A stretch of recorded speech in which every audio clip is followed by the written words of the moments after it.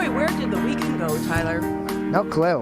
Went too quickly though. That's for sure. Did you have a good weekend? Yeah, pretty much. It was a pretty good weekend. Happy Monday, everyone. Hope you were able to get out and enjoy the beautiful weather, because it does look like it's coming to an end this week. But boy, it was so nice outside, Tyler. Yeah, it was beautiful out the last couple of days. I got out for a while yesterday, and it was really nice. So I got out for a little while after coming in for a little bit yesterday for the Roosevelt 100th anniversary celebration, which will air on Civic Center TV after today's edition of the program. So got out for a little while after that, and it was a really nice day. Nice and cool, but warm and not humid at all. Sunny. You know, I have to say I'm so happy that we can replay that, because believe it or not, so, you know, I live in Kegel. Everyone was really talking about that this weekend. People are, you know, they love having the school there, that it's celebrating 100 years. Yeah. It's kind of a monument to our little tiny community there in Kegel. But, you know, I keep forgetting to ask them. So I live in the Harbor Village subdivision, and it used to be, I guess, fields, like athletic fields. Okay. And there's a big rock with a monument to Coach Rabin. And I keep asking everyone, hey, did you know the coach? No, the coach. Everyone looks at me like I have 20 heads. I should have asked her last week when she was on the Megacast, the historian, who was the coach, because he must have been someone and meant a lot to the community, because there's a rock with his name on it in It's very possible. our subdivision. So I'm guessing that when they built our subdivision there on the athletic fields, that was something that they did for him and the community, and his coaching and probably his leadership and the lives he's touched of so many kids there in the city of Kegel. So, yeah, I need to check that out, though. I'm glad that I could find it on Civic Center TV a little bit later, Tyler. Yes, you can. It'll be on our website later on today as well. Great. So, hope everyone had a great weekend. I will tell you who didn't have a good weekend: Walled Lake Consolidated Schools, because they're warning parents about a cyber attack and say hackers were able to gain access to their district's computer system over the weekend. A team of forensic experts and others who specialize in cyber attacks are investigating what happened. The attack knocked out the district's system over the weekend. Police have been contacted. It appears that hackers were able to get access to credentials and other information, but investigators are still working to learn what information was gained, what may be at stake. Sorry, students, this is not your new snow day, though, because virtual learning is expected to continue today uninterrupted. When you think about that, that could be their new snow day, but we're hoping that there's no long-term impact on this to the Walled Lake Consolidated School District. We've had the superintendent on our show numerous times, and everyone's trying to navigate this whole entire world, but we're all virtual now, and this is the new threat, really. Yeah, and this is something that I'm sure won't be the first time we see this. Hopefully it's the first and last in the local area, but you know, schools are going all virtual. That's a lot of impact on the local community. There's a lot of money in virtual learning at this point, with all these companies that are getting involved in providing platforms, and schools that are using their own resources to invest in these platforms, that they're going to be targets for those that want to either hack in for people's personal information or just to mess with the way of the world at this point in time. So hopefully most of them are able to get through kind of similarly to what Walled Lake has been able to do and still continue on, and it doesn't have a high impact on their ability to teach the children. And they are definitely the ones that matter. Also, if you want to check out the morning headlines, you can head over to civiccentertv.com. Michigan is now at high risk for a virus outbreak. A research group has once again labeled Michigan at high risk for a coronavirus outbreak as COVID-19 cases begin to rise rapidly across the state. The group of various people, including health experts and public policy leaders at COVID Act Now, they are identifying each state's risk level for the spread of COVID-19, which have recently worsened in most parts of the country. On Thursday, Michigan's risk level for a coronavirus outbreak increased from medium to high for the first time since July 31st. The state's new risk level is largely due to an increased infection rate and rapid increase of daily new COVID-19 cases, according to the data. Michigan was previously labeled as experiencing controlled disease growth, which I remember when we talked about that a little bit earlier on in the summer, and that was a good thing. But as we go into the winter months, a little bit of, I don't want to say upsetting news, because we know it's here. It's not going away. I think people think there's going to be a light switch and COVID's going to go away. It's not. We're going to just have to learn to live with it. But if we move it back into the high-risk group, you wonder, what is that going to mean for so many of these businesses? Yeah, especially with the flu season coming in as well. That's definitely a concern for the medical community, especially if there is a large-scale outbreak that could be potentially devastating to our hospital systems once again if there's a mixed outbreak of COVID-19 and the seasonal flu as well. But then this high risk, partially it's because our cases were starting to go on a little bit of an uptick before the governor's restrictions were lifted under the Michigan Supreme Court's ruling. And I think until there is a statewide response or wide-scale responses from local health departments and so on that are essentially replacing what the governor had in place to any extent, really, I think that we're going to continue to see ourselves be at a higher risk, because no response is clearly different than a full-scale, stringent response. Right. And, I'm a little stuffy today. So, and we talked about this with Dr. Tawil as well. So I get allergies, and I didn't start to. Do you get allergies at all times? Yeah, I do. I had some bad allergies still a couple of months ago for just maybe a day or so, and it's usually at the change of the seasons. They come in for a couple of days, and sometimes it's a sniffle, sometimes it's just a runny nose, sometimes both, and usually it's at the change of the season. So I'm a little stuffed up right now, but nothing bad. I feel fine. Right, but you don't know. People look at you. So mine came on yesterday, but I spent a lot of time outdoors over the past couple of days, because for us, we're in Michigan. You're like, oh my God, this weather's so nice. We need to get outside before it goes away. I'm not going to see the sun for 6 more months. Right.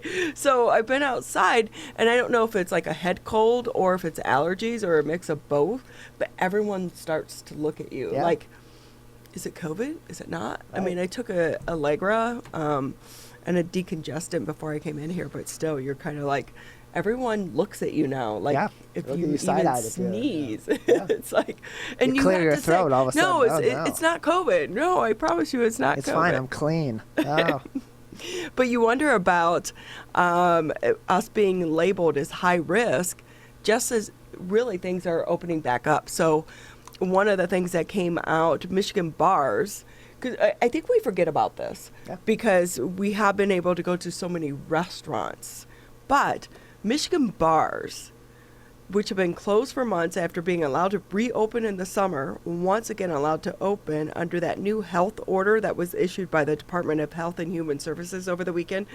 Under the new order, bars are now no longer forced to close, but they can only serve alcohol to gatherings who are seated at tables. So you can't go up. You can't go out to the bar and say, hey, give me, can I get another beer? The governor ordered the indoor bar service to close throughout Lower Michigan on July 1st after the state's COVID-19 cases began to climb back up. Obviously, East Lansing, we are all aware of the incident in East Lansing. Additionally, under the new order, restaurants can still serve food indoors when parties are able to separate at least 6 feet and the restaurants exceed 50% capacity. But here's another one that's new that came out of this. Restaurants must close and be deep cleaned consistent with the FDA and CDC guidance if an employee is confirmed positive and shows symptoms while at work. I think because so many places have been reopened, we forget about some of these little bars that have been forced closed. Because I think, what was the standard? They had to serve food, at least 70% of their sales had to be food sales in order for them to be open. Well, there are a lot of these small places or the larger bars, such as the one in East Lansing, that maybe they don't serve food or they just serve appetizers. Yeah, and a lot of them, that is the bulk of their business in regular times, and saying you have to have a majority of your sales, a vast majority of your sales, be food when people that usually frequent your establishment are not purchasing food anyway, that's a tough task for them. So them being able to reopen at their regular capacity for business and being able to sell what they're known for selling is certainly going to be helpful for them financially. And I really think this is aimed at the larger bars where the outbreaks were occurring, because the college kids were going back to school, hanging out, partying like there was no tomorrow. Nobody goes to Harper's for the food. It just doesn't happen, right? No. Maybe some French fries before you leave or something. Even then, that's a question. I've never been, so. Also, happy to report, though, the movie theaters are now reopened in the area. Across Metro Detroit, cinemas are unified in showing their commitment to keeping customers as safe as possible for the coronavirus. Besides following safe measures, chains and independent theaters have pledged to participate in the national hashtag #CinemaSafe guidelines created for their industry. Despite doors being back open, though, it's still going to be a long, tough road ahead for the owners, because beyond having to limit their audience size, they are also facing a drought of the potential blockbusters that normally are the backbone of the holiday season. I'm excited to go back to a movie. I will say I have no reservations about going to a movie theater. I have been surprised during this entire time that they are one of the last industries to reopen, because if I go in and I'm sitting there, if it's not packed and, I'm eating my popcorn or even if you keep a mask on, do you keep a mask on during the movie? I feel like I'm safer there because I'm kind of isolated with the person.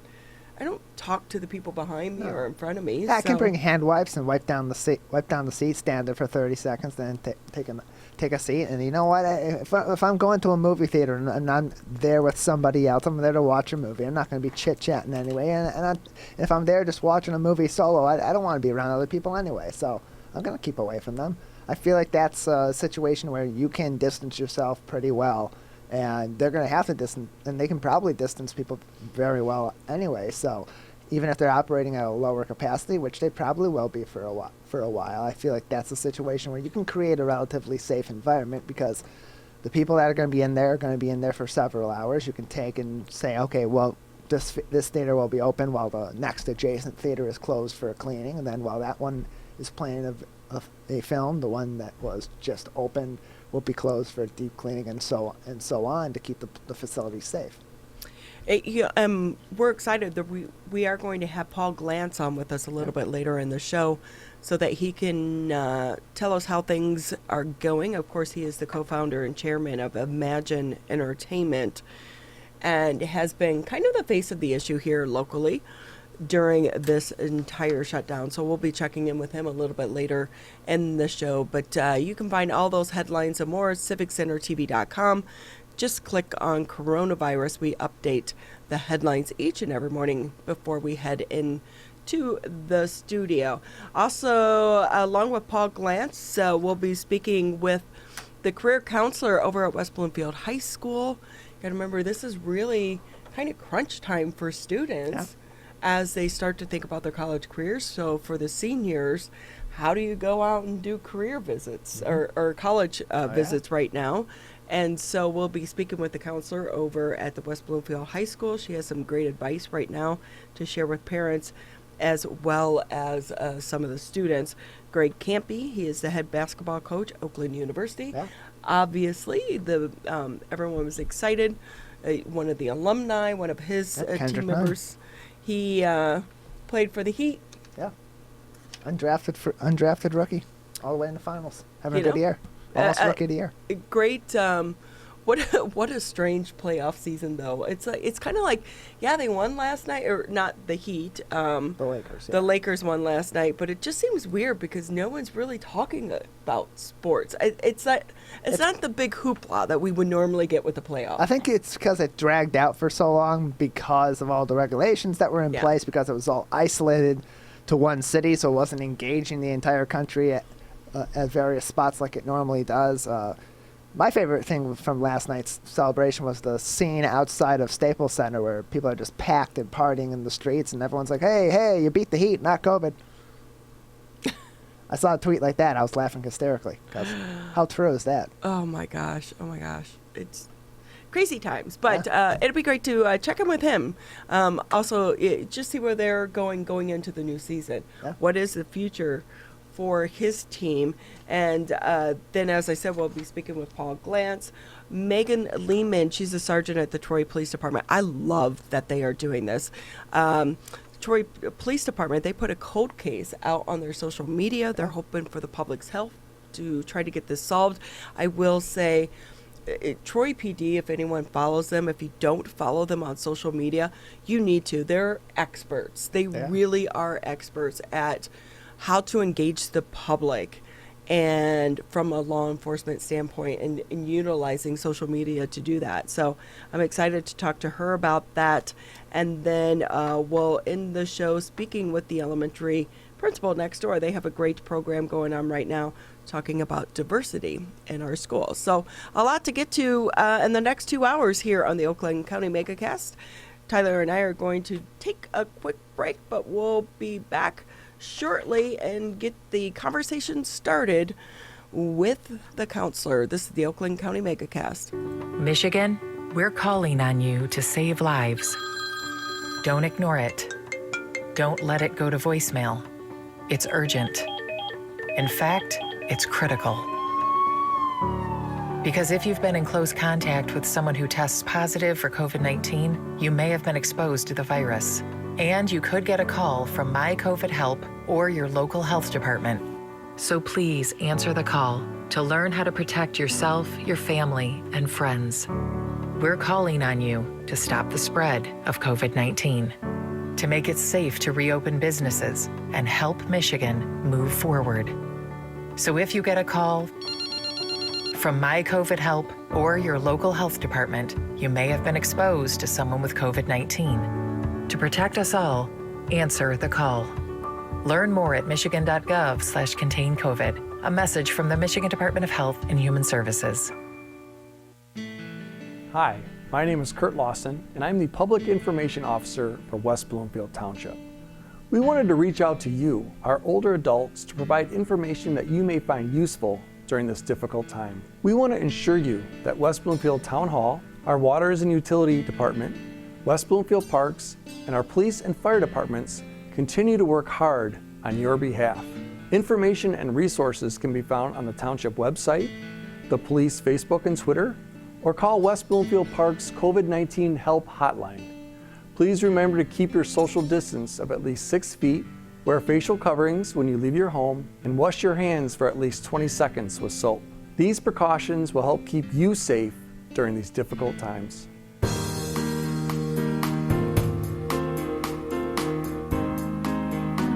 Thank you for tuning into the Oakland County Megacast. You can catch Tyler and I here Monday through Friday, 10 a.m. to noon. Civic Center TV, Birmingham Area Municipal Access, Channel 15 on Comcast, Channel 99 on AT&T. Catch us on the radio, 89.3 Lakes FM, 88.1 FM The Biff. Our Facebook partner of the day, the West Bloomfield School District. They are live streaming this edition of the Oakland County Megacast. We want to say thank you to them. And also thank you to our next guest from the West Bloomfield School District, Noelle Essig. She is the college and career counselor for the district. Noelle, thanks for being with us. Oh, thank you so much. Hi, Ronnie. Hi, Tyler. Thanks for having me. I would imagine you have all the school flags behind you. You kind of have to represent everyone, correct? I do.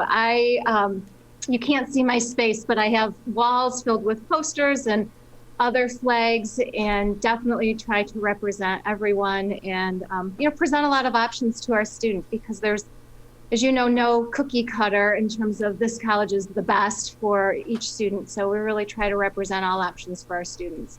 It is so hard for some of these students to weigh not only the schools, but they have to balance their budget. They have to know which one's the right fit for their personality, but they can't get out and do the typical round robin of school college visits like they used to be able to. So what are you advising to the students as well as their parents to try to find that best fit for them? Yeah, it's an admissions cycle like no other. I've been in the admissions world, one shape or form in the other. I worked as an assistant director of admissions at Central Michigan University for about 5 or 6 years. I was at Bowling Green State University as a residence hall director, and I worked at Truman State University, and then now working in high school counseling, and then most recently as a college and career counselor. And we've never seen an admission cycle like this, so it's very interesting. But what I am finding is that colleges are stepping up to the plate and offering opportunities for virtual visits where you can, see a video. Actually, I want to just share that a lot of what I'm going to talk about today, I've posted on my links to my Twitter page, which is at WBHS Counseling. And you'll see a link there that MCAN put together that has links to virtual college visits for colleges and universities in the state of Michigan. And it's not the same, absolutely, as being up on a college campus, but it does give you a feel for what the college is like. And then there's also NACAC is offering a lot of virtual college fairs going on right now. And you can see a link to that as well. So we're trying to make the best of it, but certainly, college is a huge investment. So you do want to be up on the college campus at some point. And many colleges are letting families come up and walk around or doing outside campus tours. So you can definitely call each university to see if you can get up on the campus. Yeah, because while the videos are great, but they are also an advertisement for the college.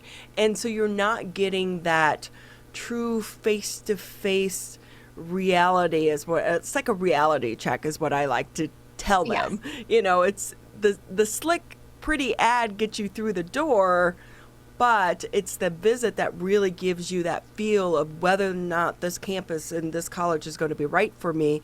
So with that in mind, I guess they just really need to balance what their thought process is and take that into consideration when they're making their decisions. And I think also talking with students that are currently there, I find that, talking to students that are currently walking the walk, they're very honest. Even when you go on a college admissions tour, I've always told my students, go down to the cafeteria, go, to a place, a student gathering, the student union, and start talking to students that are actually there, because they don't have that same, incentive of trying to get you on campus that an admissions office or different departments would have. And the word of mouth of students that are actually there, I think, is super valuable. With that being said, are you seeing more students that are saying, hey, I'm going to stay home and go to the community college for the next couple years until this pandemic, or at least it gets figured out? Because number one, it is less expensive and they can get their college credits. And I think one thing that's coming out of this, a lot of the community colleges are really able to work with the four-year schools so that more of your classes do transfer. So is that a trend that you're starting to see right now? This past year with the seniors that graduated last year that went off to college, I think they were caught so off guard by it that I think they tried to continue their plans as is, with obviously not knowing what was going to happen this fall. But I do see this year's seniors at least putting that conversation on the table that, hey, depending upon what happens, and they're seeing their friends that graduated last year that are paying a lot of money to be sitting home in their parents' house taking classes. So I think definitely there's more of an awareness I'm noticing this year to not only looking at academic safety colleges in terms of where can I get admitted to, but I'm seeing more of a discussion and more of an openness to looking at what is my financial fit as well.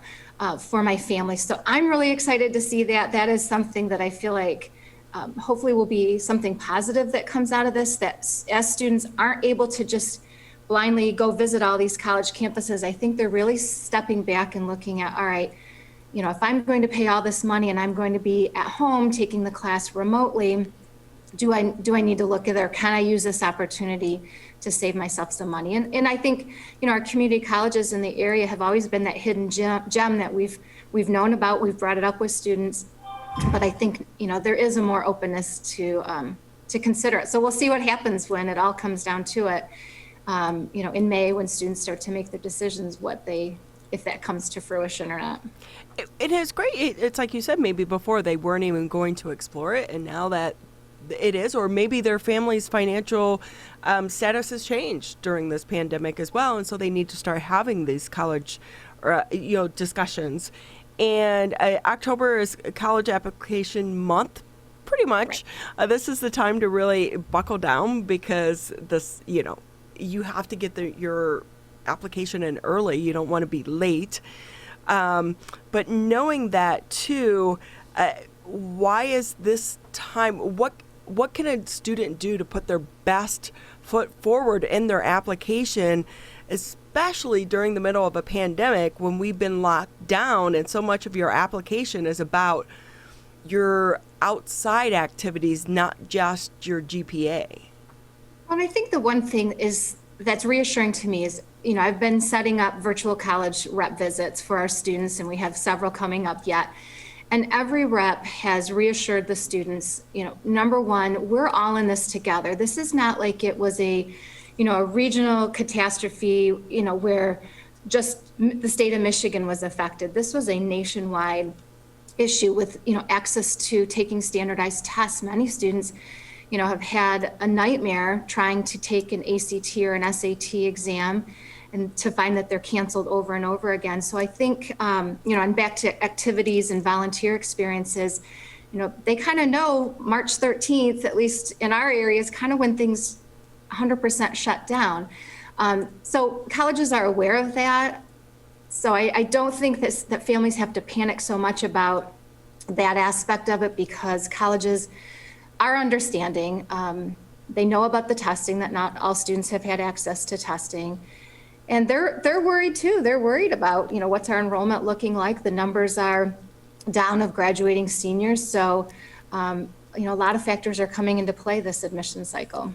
And can students actually in some way use this as a positive situation to go through? Because typically one of the essays on a college application talks about, some of the adversity that you've had to face in life, and maybe they can turn this into a positive.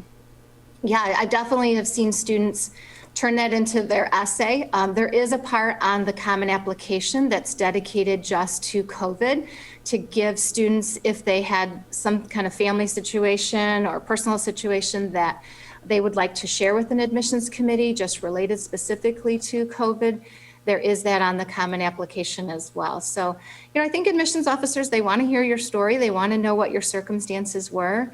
This month, even during, you mentioned October being college application month, MCAN has put together a wonderful document of college application fee waivers for students to take advantage of. And pretty much all of the publics, except for one, have waived their college application fees. So take a look at that list. I put the link on the Twitter feed as well, so seniors can take advantage of that during the month of October or in the beginning parts as well. Michigan State's only goes to October 16th. But, that's, again, I think some of the reactions that the colleges are doing in terms of making it easier. They know there's a lot of stress out there with families right now on how to fill out those applications and where to even start and begin. And that's where we're here to help you.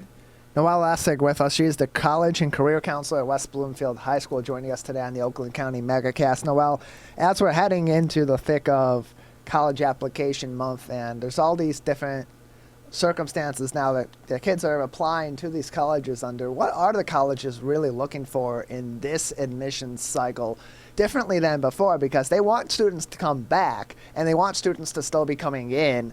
And this is the time where they are more heavily weighing community college or taking a gap year and getting a job and saving some money. So as they're trying to attract students but keep their student base strong academically, as they always have in the past aimed for, what are they truly looking for in this particular cycle of applications? Well, I think obviously first and foremost is a student's academic record. They definitely want to make sure as they admit students that the student is academically prepared and ready to be at that university, right? So, putting on my admissions hat years ago, I felt like I almost had this moral obligation to make sure as I admitted a student that I had enough academic proof that the student would be successful at my university. And so, universities are definitely looking at what kinds of classes did a student take, what is their trend, if ninth grade they got off to a bad start, but every year their grades continued to rise. That shows academic growth. What were the college prep classes that a student took? If it's a pretty selective school, how many APs did they take advantage of? In high schools, we all provide a college with a student profile that helps them understand the context of our particular school. And I think that's one thing that, families have to be reassured too, that they're looking at applicants within the context of their own school. There are some high schools that aren't able to offer some of these advanced courses, and that's not held against a student. They're looking at your application in the context of your own high school.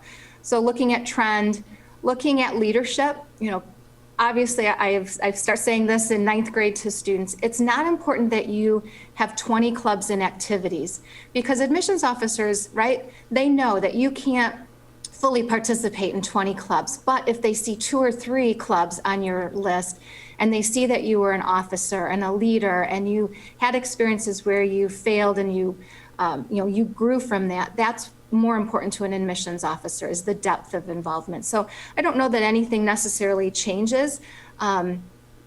Obviously, less opportunities sometimes for volunteer experiences, but they're looking at the context of that. And if it's a college that looks at letters of recommendation, that may come into play. And then your essay, putting your best step forward in terms of, making sure that that essay is polished. And again, that's where counselors and teachers are here to help and help students brainstorm. I find that that's where a lot of students get immobilized sometimes, is with the essay requirements. So Noelle, just a couple more minutes here with you on the Oakland County Megacast. It's one thing to get into college. It's another thing to have to actually pay for college. Right. I looked into taking a couple classes recently, just to take classes. I couldn't believe the cost of college is like per credit right now. I decided to just do adult education classes for $50. I was like, right. I already have a degree. I don't need my certificate. But if I'm a parent and you're sitting down, or you're a student who's trying to navigate this world and pay for this on your own, it is expensive. What does the world of financial aid look like right now in the pandemic? Yeah, so I'm really glad you brought that up. So beginning on October 1st, families with seniors are able to start filling out the FAFSA, the free application for federal student aid. And at West Bloomfield, we are offering workshops to help families fill out those forms. We have a great partnership with Oakland University, and they will be sponsoring 2 financial aid workshops for our families to help them if they're running into problems filling out those forms. So please make sure you're always reaching out to the colleges that your students are applying to. Those financial aid officers are wonderful, and those are universal forms. But I agree, I think it's so important that families really look at the total cost. There is something that a lot of families don't know about. It's called a net price calculator. And you can Google the name of a college with the words net price calculator, and it will bring you to a page within each college or university, and you can start to enter data about yourself, and it can give you a rough estimate of what it might cost you to attend that college. I see a huge openness this year for students changing the way that they're looking at colleges and being open to colleges that give merit money. So as you talk about how expensive that was, I'm having students come in here now and asking, hey, what colleges with my GPA, where could I apply to that would give me some merit money? And that's money that's not based on your income. That's money based solely on your academic record. So I'm excited because I think students are kind of chasing the merit a little bit more than I've ever seen before. So I think that's one thing. And then obviously encouraging families early on to have a conversation with their students about the reality of if there is any money set aside for them, if there's not. I was a first generation college student. There was no money set aside for me to pay for school. So I knew that going in. And I think, us as parents, I have 2 seniors this year, so I'm walking the walk as well. It's really important that we really be honest with our sons and daughters about the cost of education and if we can help them and if we can't, so that they can work within those parameters of the cost of that education and be creative. Maybe live at home, maybe go to a community college first. I think there's an openness to that. So I'm excited about that trend. That's great. And quickly, Noelle, before we let you go, what is the Twitter page again? And on your Twitter page, does it list those workshops for the parents with the financial aid as well? Some of that, because it's not available for everyone. So for West Bloomfield families, I encourage you to go to the College and Career Center Canvas page. There is a ton of information that I put together in the course related to all things college and career. And parents, you can access that by becoming an observer. For our community members that maybe don't have a child within West Bloomfield, you can also go to the West Bloomfield Counseling Center website and see a lot of information there. Not everything, but I will post the workshops on our Twitter page as well. The handle is at WBHS Counseling, and encourage you, go ahead and follow me and you can see information that we share there as well. Such important information. Noelle, thank you for being with us. We so appreciate your time. I could imagine right now you're extremely busy with all of this as well. And best of luck to all of your students as they try to navigate getting into college in the next phase of their life and their career post high school. Awesome. Thank you so much, Ronnie. Thanks, Tyler. We're going to take a quick break here on the Oakland County Megacast, and when we come back, we'll be checking in with Paul Glantz with the Emagine Theater Entertainment industry. This may seem uncomfortable, but so is being hooked to an IV, sleeping in a hospital bed, and fighting for your life. When it comes to COVID-19, comfort is not as important as saving lives. Wearing a mask can greatly reduce the chance of spreading the virus. So mask up, Michigan, every time you leave home. As rivals, we don't always see eye to eye. Like who scored the best recruits? Who's gonna be who? And whether we wear green or blue. But one thing we can all agree on to help stop the spread of COVID-19. Wear a mask. Wear a mask. Wear a mask. wear a mask. Wear a mask. The ball's in your court, Michigan.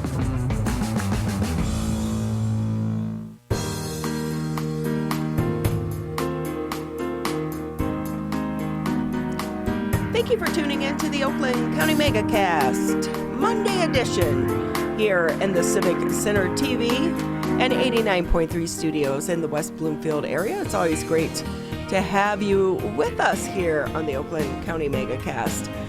I'm in the studios here with Tyler. We are waiting to get our next guest on. Great information, though, from Noelle for all the parents out there with their college seniors as they try to navigate and try to decide where they're going to go to school next. But for our next guest, Paul Glantz, he is the co-founder and chairman of Emagine Entertainment.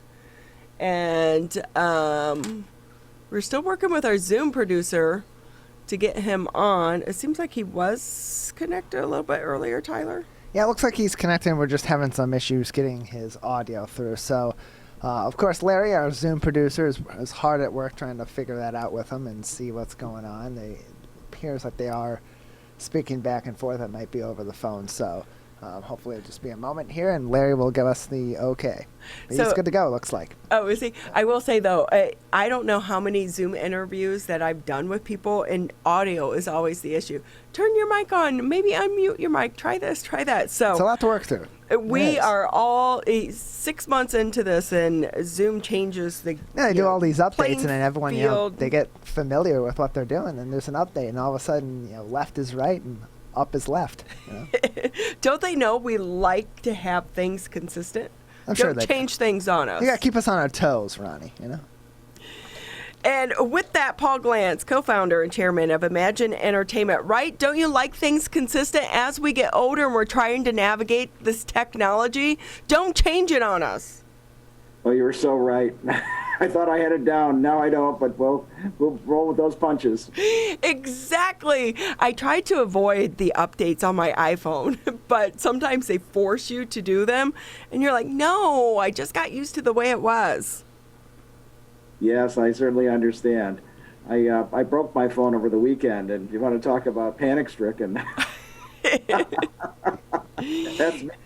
Maybe that was the universe's way of telling you needed to take a break from technology for a while. I think so, and it worked out well. Well, we're excited to have you with us here on the Oakland County Megacast. I know you've been on before. I've been thinking about you over these last few months. I'm so happy that finally people are able to get back into the movie theaters. How did the first weekend go? It went very well. We have had some experiences firsthand because we have theaters in Wisconsin and Illinois. And in Wisconsin, we were open in June 1st. And in Illinois, I think we got going in late July. So we've had experience reopening our business elsewhere. And it followed a similar pattern here in Michigan that, our avid guests, our most loyal fans were all back this weekend. It was wonderful to see them. Yeah, and I was in Ohio for a while. I believe they opened theirs way back in, I want to say, end of May or June. And you wonder, why did it take the state of Michigan so long? I just couldn't make sense out of why they reopened the casinos before they did movie theaters. I'm going to spare myself the embarrassment of commenting on that, Ronnie. I know I kind of opened a can of worms for you, but I just don't think there's any upside to me. I don't think there's any upside to me answering that question because no matter what I say, someone's going to hate me. But the good thing is now you're reopened, but it's still a tough go. Just because you're reopened doesn't mean that survival is necessarily around the corner, because there are so many other issues to deal with. I would imagine number one is capacity limits, right? You have to have so many people in order to make a profit. Absolutely true. Being subject to a 20 or 25% capacity limitation is not a problem Sunday through Thursday or Monday through Thursday. It would be a problem on weekends when we do the vast majority of our business. And so that is indeed problematic. We think that we have adequate social distancing by allowing 2 empty recliners separating unrelated parties. So that creates 7 feet of distance between our guests. But you are spot on that it's not just the capacity constraint that's challenging for us. It's our supply chain. It's Hollywood releases. And Hollywood has been reluctant to release films as long as the state of New York remains locked down and Los Angeles County. Those 2 markets alone constitute about 20% of the typical box office gross for a weekend. So with only 80% of the country open, Hollywood is not dealing us a lot of good, fresh product these days. Oh, and on top of that, because there are some movies that you have to see in a theater. You need that experience. And like you said, the big blockbusters. But you throw out these comedies or this, that, and the other. We've been so trained during the lockdown to tune into Netflix or to tune into On Demand because we could rent it from our home in like a month for $5.99. So that is like, it has to open a new competitive field for your industry. There's no question, but that there's always a risk when you take something out of one's normal routine that they just simply forget about it. And I think that is a potential risk to our industry right now, that folks have not gone to the movies in Michigan for almost 7 months. They've forgotten about what it was like. And really, I've never worried about competing with streaming services or been particularly concerned because, number one, I don't believe life is a zero-sum game. But number two, I know empirically people who enjoy watching films both in their homes as well as in theaters. And so I've never, been particularly concerned about those form of indirect competitors. That being said, of course, in order for us to thrive and and serve our guests, we had to improve the quality of the experience. And that's really what we strive to offer our guests, is a terrific experience. But, you know, if you've just sort of forgotten about what it was like, you may have forgotten what a great experience it is. Thankfully, we had a few thousand people this weekend, chain-wide here in Michigan, come and revisit that experience. I will say, as someone who used to go to the movies quite often, plus you're going into the winter months here in the state of Michigan, that's when everyone goes to the movies because it's too cold outside to do anything else. And Emagine definitely, by far, has some of the best theaters. And, you know, being able to recline and to relax, but also typically we would go to Royal Oak, where you also had the bowling alley and things of that nature. How is that particular location doing? Because it's a little bit of a different set of challenges. Yeah, Royal Oak is going to be fine. We had a nice crowd there this weekend. I did not get to visit there personally. I was in Rochester Hills, where we replaced all of our older recliners there during the shutdown.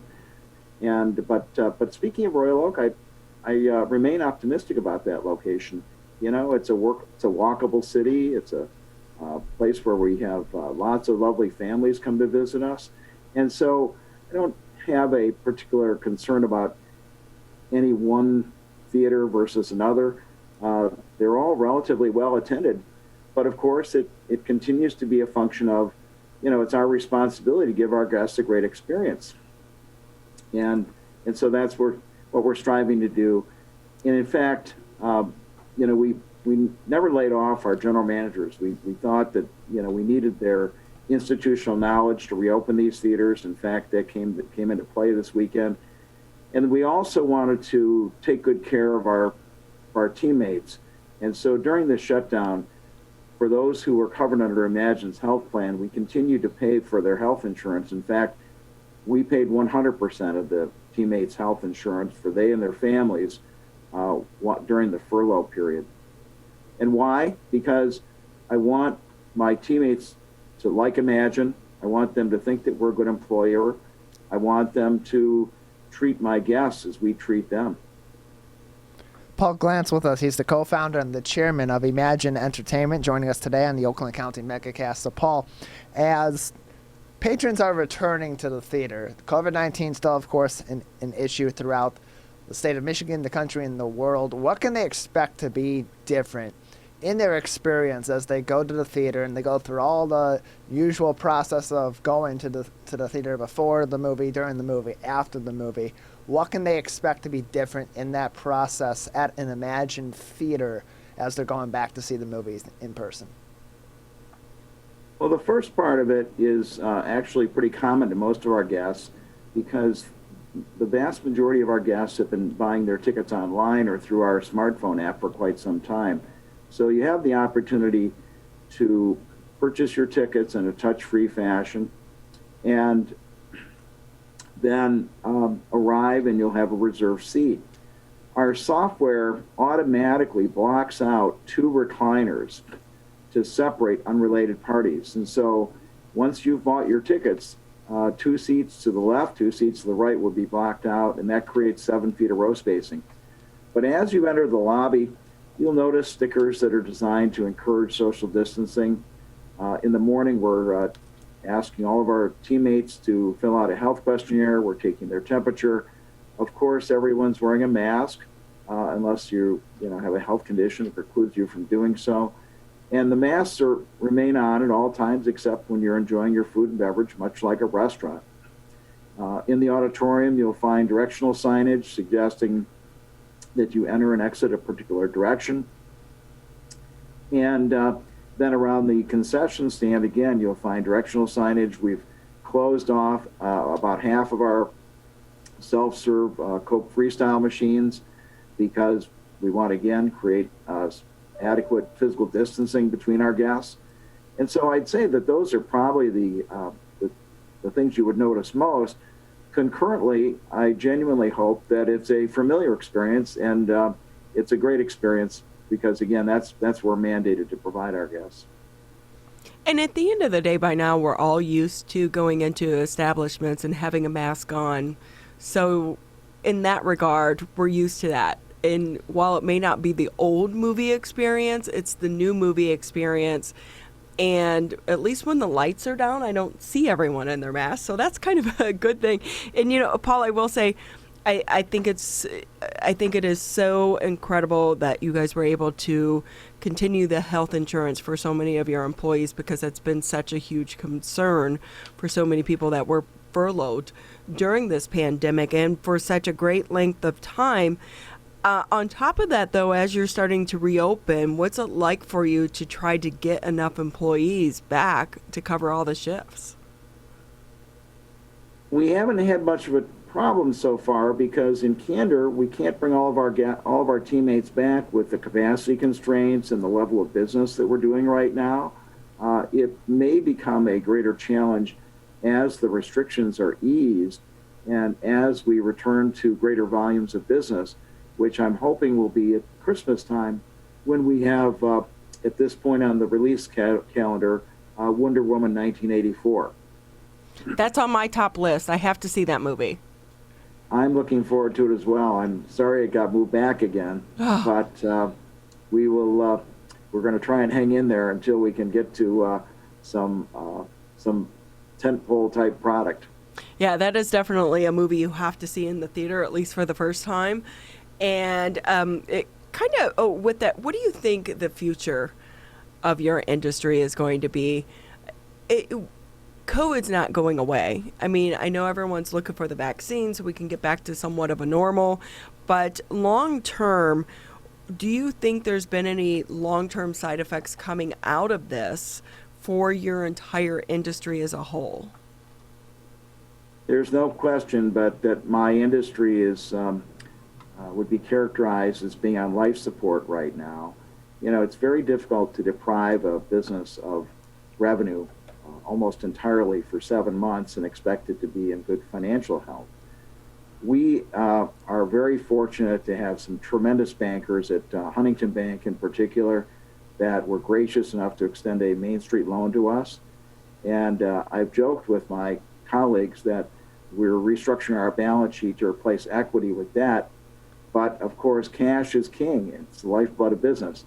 And so we have sufficient cash to continue to pay all of our fixed costs. And what's interesting about businesses like ours is that our fixed cost component is very substantial. When you talk about occupancy, it's either a rent payment or a mortgage payment. Of course, our property taxes continue to come due. There was no abatement of property taxes during this period of time. We expended here in Michigan over $1 million in property tax payments in July and August when we had absolutely no one in our buildings. And so there's no question, but this has put a very substantial strain on my industry. It's put a strain on us. However, with the support of these terrific bankers and some of our landlords have actually helped shoulder some of the pain as well, I believe we will make it through.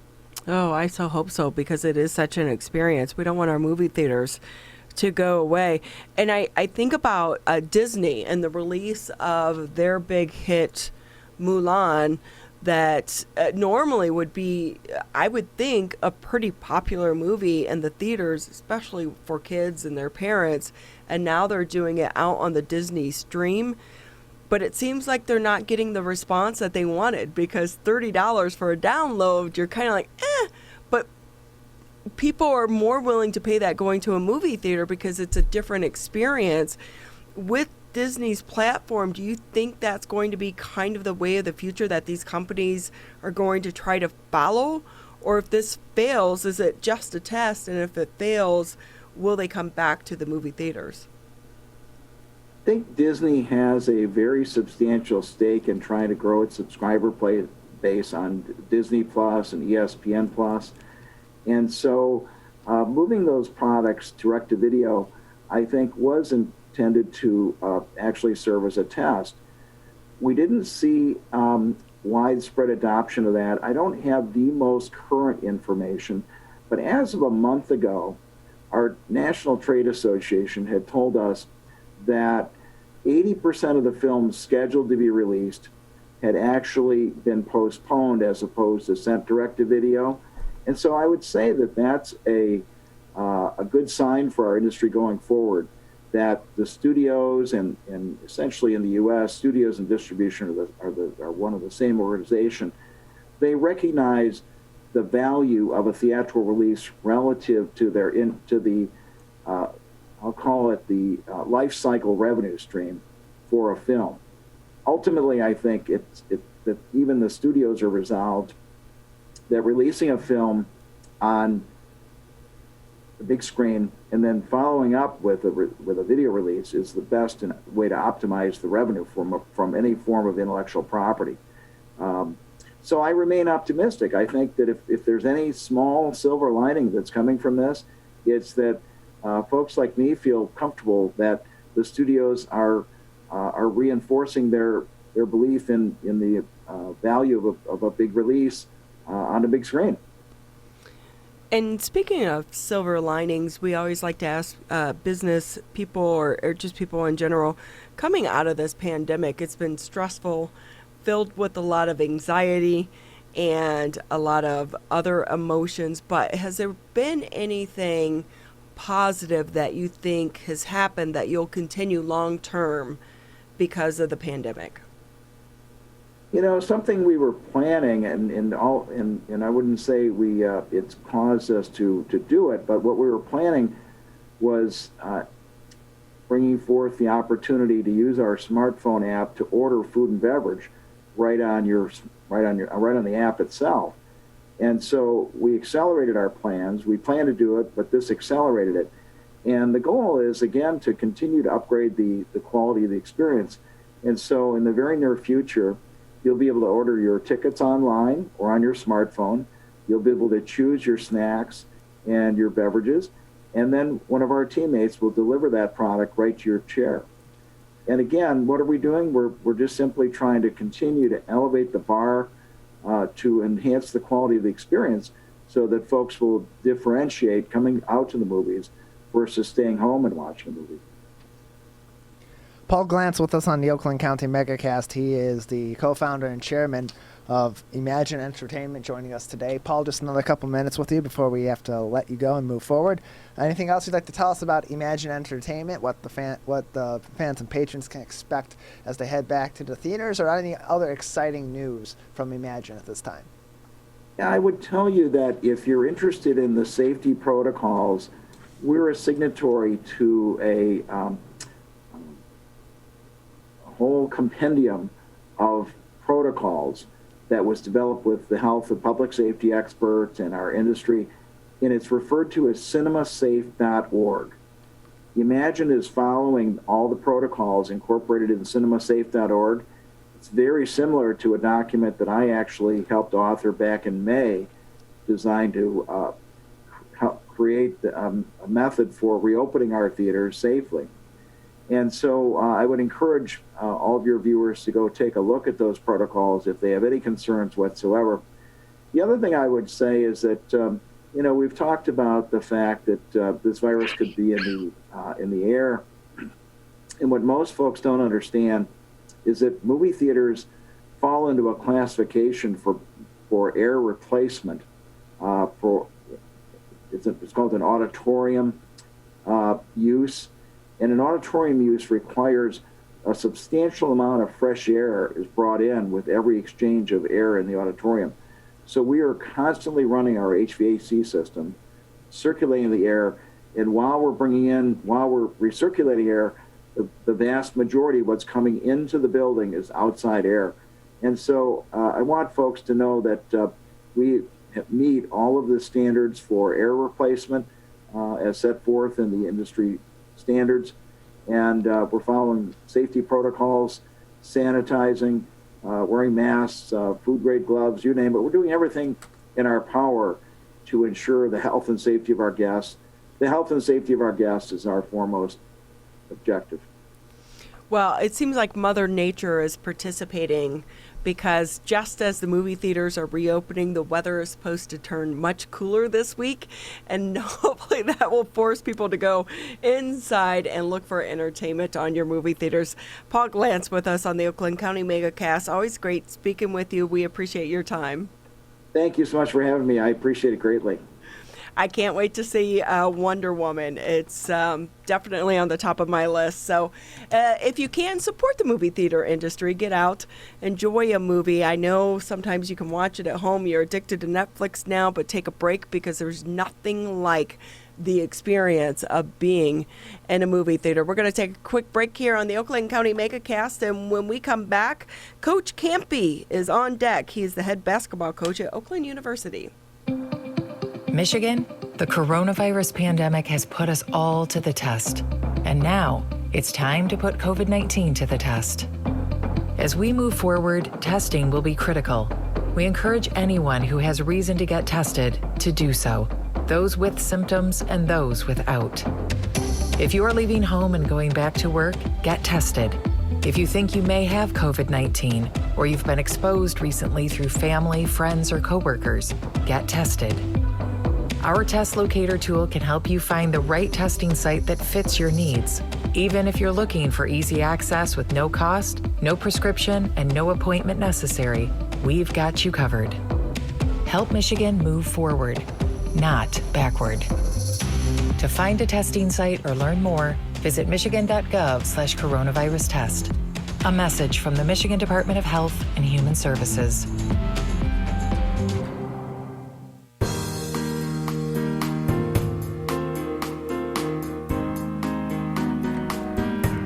Thank you for tuning in to the Oakland County Megacast. I'm Ronnie Dahl alongside the one, the only Tyler Keith here in the Civic Center TV 89.3 Lakes FM studio in the greater West Bloomfield area. You are listening to 89.3 WBLD Orchard Lake, 88.1 WBFH Bloomfield Hills. And as a reminder, you can catch us on the Birmingham Area Municipal Access, as well as Channel 15 Comcast, Channel 99 on AT&T, and a huge big shout out and thank you to the West Bloomfield School District for streaming us live today on their Facebook page. Exciting time in basketball right now for some people. I will say, Tyler, to me, it's amazing that the NBA has been able to pull off what they've been able to pull off. Yeah, it's been incredible that they've been there for so many months now, and they've had these players locked up essentially on the campus in Orlando there in the bubble, and have had zero COVID positive test results come back, and have played some excellent basketball on that campus as well. We had a really exciting NBA Finals series that just completed last night. The last couple of games were, particularly Game 5 was a really interesting back and forth game, and a lot of interesting things that were tested out too that we'll probably see be more part of the NBA game going forward. And of course, everyone here in the Metro Detroit area was watching the game, kind of rooting for the Miami Heat. Kendrick Nunn, one of the players, came from our very own area, as well as Oakland University. Excited to have with us today the head basketball coach, Greg Kampe, with us on the Oakland County Megacast. Thanks for being with us, Coach. My pleasure, and you're right. The wrong team won. We wanted Miami to win. I wanted Kendrick to host that trophy, but what an exciting time to see that young man shine on the world stage. You know, the epitome of basketball. You know, the NBA Finals are the biggest stage there is, and to see a kid you coached do so well. He had an 18-point game. He had a 14-point game. So it was a lot of fun for me. What's that mean to you as a coach to see one of your players reach it to that level?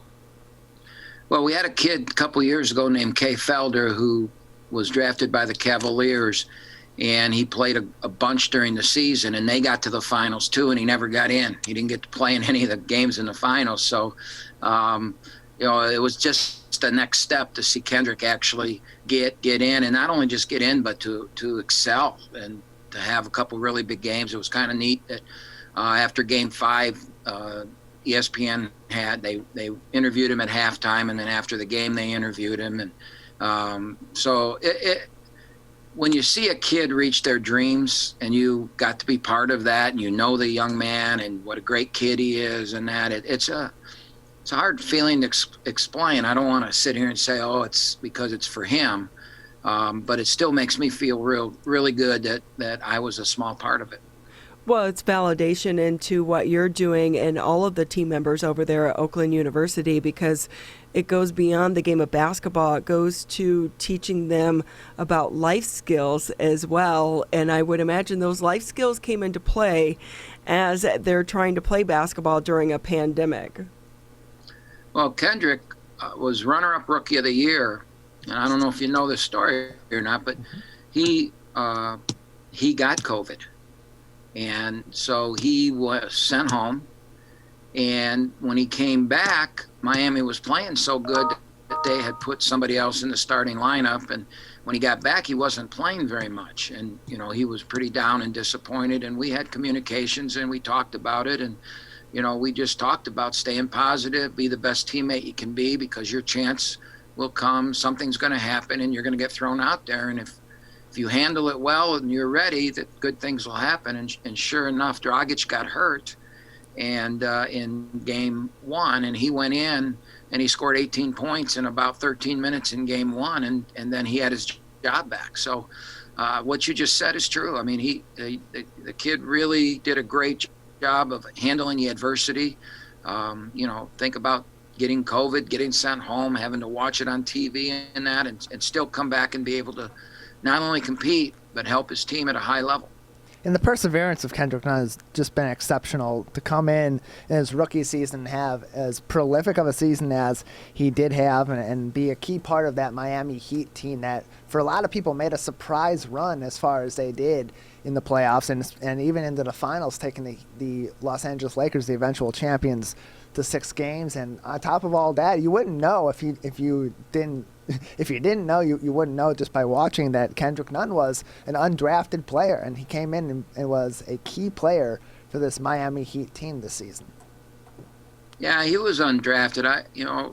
We had a lot of talk with a lot of teams, and he's probably the best player out there that ever went undrafted. He had some questions. A lot of people questioned if he could play the point. At 6'2", he was a prolific scorer, but he wasn't a guy that really distributed the ball well and that. So they were concerned whether he could play the point or not. And in the NBA, the way they play that game, I'm not sure there is so much the true point guard anymore. It's just a guy that can handle the ball and pass. And Kendrick really proved this year that he can do that. Miami's offense is a very balanced offense, and he was able to, I think he averaged three assists a game too. So I think that's what everybody was concerned about, and he proved that he could do it. And he's got 1 year left on this contract, but his next contract's going to be, he's going to be set for life. And Oakland's had these players that have gone on to have nice NBA careers after playing, of course, at OU. Guys like Kendrick Nunn, of course, now, Kay Felder shortly before, Keith Benson, Raul Marshall are other guys that come to mind. More and more as time goes on, we see more of these players from Oakland University being in the conversation of guys that you can bring on either as undrafted free agents if they don't go drafted, or they can play key roles on your summer league team, and some will even make your NBA roster. How much more over time have mid-major basketball players been able to come into the conversation with these NBA teams that either you have in communication with these coaches and with these players, or that these players get that attention? What do you think is the draw now to these players that are going on to have excellent careers, whereas before you wouldn't really be looked at as a player at a mid-major conference? Yeah, I think that is, I'm not sure that's true, because I think that's the perception. But if you're in the business and you really pay attention to it, that there's been a lot of really good players that have come from the mid-major or the small college level. And I'll give you an example. The greatest NBA team of all time, supposedly, I think the Warriors now would say that that's not true, but that Chicago Bull team that started Michael Jordan from North Carolina, Luke Longley from New Mexico, Ron Harper from Miami of Ohio, Scottie Pippen from an NAIA school and Dennis Rodman from an NAIA school. So the greatest team of all time had 2 mid-major players, 2 small college players, and Michael Jordan. And then the 6th man was Tony Kukoc, who was from Europe. So I think today there's more media, there's more social media, there's more scrutiny into what people did and where they came from than there was back then. So I think that it's just now the light is shining on mid-major players. I mean, like you said, we've had 4 players in the past 12 years that have played in the NBA, which I think that's a pretty good number for a mid-major. And we're hoping to have 4 more in the next 10 years. I really believe that you can get there from anywhere. I think it's been proven. And I think kids nowadays are, what I'm finding is their goal is to play in the NBA. And any kid that we recruit, whether they're good or not, they believe that they're going to play in the NBA, and they're looking for an avenue to get there. And it's no longer, hey, I've got to go to Michigan State or Michigan or Duke or North Carolina to get there, because we can show them all these great players that are playing in the NBA that have come from Damian Lillard at Portland, Weber State. I mean, you can name 10, 12 of them. So I think you're dead right. I just think there's more media exposure now on it. So with that extra media exposure that's on these players across the college basketball world at this point in time, and with the different style of play that we've seen emerge in the NBA over the last 5 to 10 years and in the college game over the last decade or so, you're an Oakland University lifer. Your career at Oakland University began when they were the Pioneers. And now they're, of course, the Golden Grizzlies, and they've been for many years. Has coaching changed with the game, or is it kind of a similar situation where you're still building these young men into prolific basketball players and prolific people, and ultimately the game and the strategy follows it? Well, I think, as in everything in life, there's change. And everybody wants to say the kids change, and I'm not sure the kids have changed. I just think the kids are taught different. I think we're products of our environment. So what they're used to today and how they grow up is really different than it was 30 years ago. And I myself have had to change of it. The tough love coaching is going away, and within 5 to 10 years it'll completely be gone. And the idea of having to explain why you're doing something, when I was playing years and years ago, if the coach said do it, you did it, and you never asked why. And your parents were the same way. If your parents told you to do something, you did it, you never asked why. And I think the biggest change in coaching is that society has changed, and it's almost you have to explain everything now to get somebody to do something. So, as a coach, you've got to change your technique. You've got to change the way you get across your message, but it's still the same message. I mean, success doesn't, what you have to do to be successful doesn't change. I have a saying I use all the time with my players. The saying is, everybody wants to be great until they find out what they have to do to become great. And that's been a staple for 40 some years. And I don't think that'll ever change. But the way you deliver the message has to change. And kids buy in and they don't buy in. Just like years and years ago, some bought in and some didn't. So the change is more in how you deliver things. I don't think the core message is a change. I hope I made sense with that. You did, Coach. You did, because it's all about in how you deliver the message and to how they're able to receive it. And as a society changes, the kids change as well. Greg Kampe with us here on the Oakland County Megacast. He is the head basketball coach for the Oakland University Grizzlies. And speaking about Oakland University, can we shift a little bit and talk about the upcoming season? How are things looking? Well, you talk about change. As everything in the year 2020, every day is new. We have a plan, but that plan could change. By the time I walk out of my office, they could call me in and tell me things are changing. So we've moved the start of the season back to the 25th of November. We've gone from 31 games to 25 games, 26 games. We start Thanksgiving weekend. Right now, our opening game will be at Xavier in Cincinnati on the 25th. we are not going to travel anywhere early outside of the metro state area, the 3-state area where we can get on a bus and go and play. We have one game scheduled in Oklahoma. If that continues and we have it, we will charter to it. So we won't be putting the kids on an airplane. It'll be a private plane. And right now we're wearing masks in practice. We're social distancing, where kids aren't in their locker room. To come into the building, they have to sign off to come in. We take their temperature when they walk in. We go to practice. Their face is covered during practice. That's not an easy thing for them. That's been a real struggle to play basketball with your face covered. And I really hope that the powers that be change that.